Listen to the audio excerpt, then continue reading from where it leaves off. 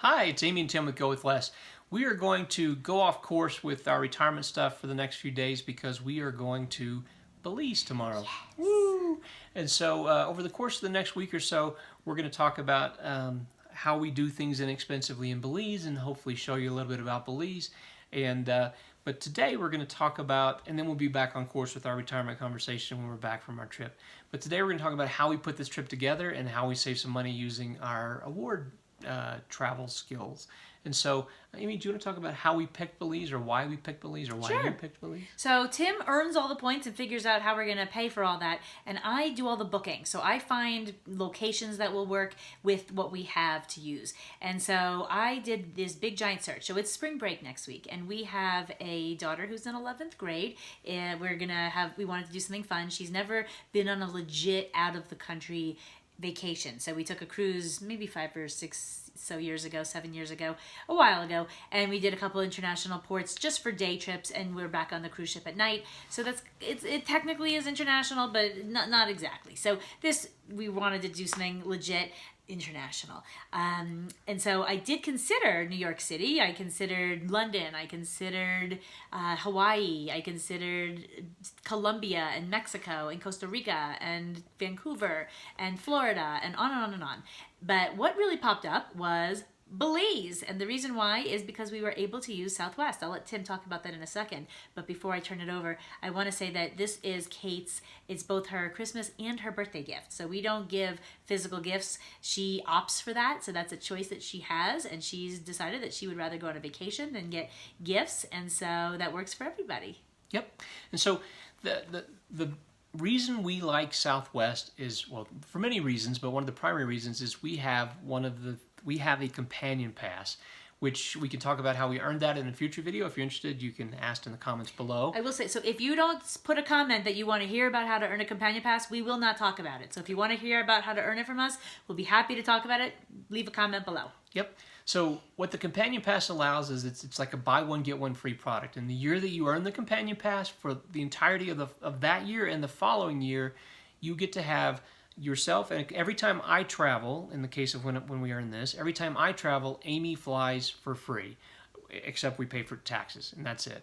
And so what this means is that for our Belize trip, we paid roughly $1,000 worth of points, no cash. We had points in the bank with Southwest. $1,000 of points. $1,000 worth of points. Yep. And something that's unique also about Southwest is that their points have almost a fixed value. It's not perfectly fixed. So what that means is that if you find a cheap fare, you're also going to find a cheap points redemption on Southwest. Whereas, so you're going to use fewer points. So if you find a good airfare, which I'm good at, then you don't use a lot of points, which is great because your points go further. Yep. And so, again, since it's buy one, get one free with points, Amy's going for free. So, again, we're spending about $1,000 worth of points, and then we had to pay taxes. So, additionally, I have a multitude of credit cards, including one, it's the Barclay Card Arrival Plus. And so, using that card to pay for the taxes, I was able to erase those taxes. So, every time we spend on this Barclay Card, we get travel dollars, and I can use those travel dollars only towards travel. And so, this being the case with this trip, I erased that. So the net of that means that our airfare was completely free for this trip. That's great. Yep.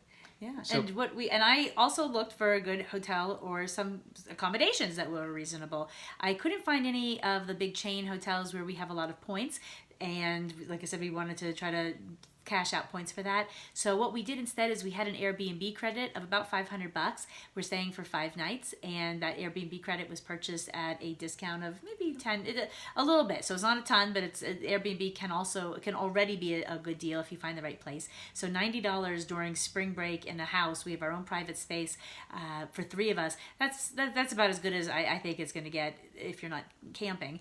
And so we like that because we get to stay in a neighborhood. So we are with kind of the locals, which I like, and which actually we all like. $90 a day. $90 a day, so a night for 5 nights.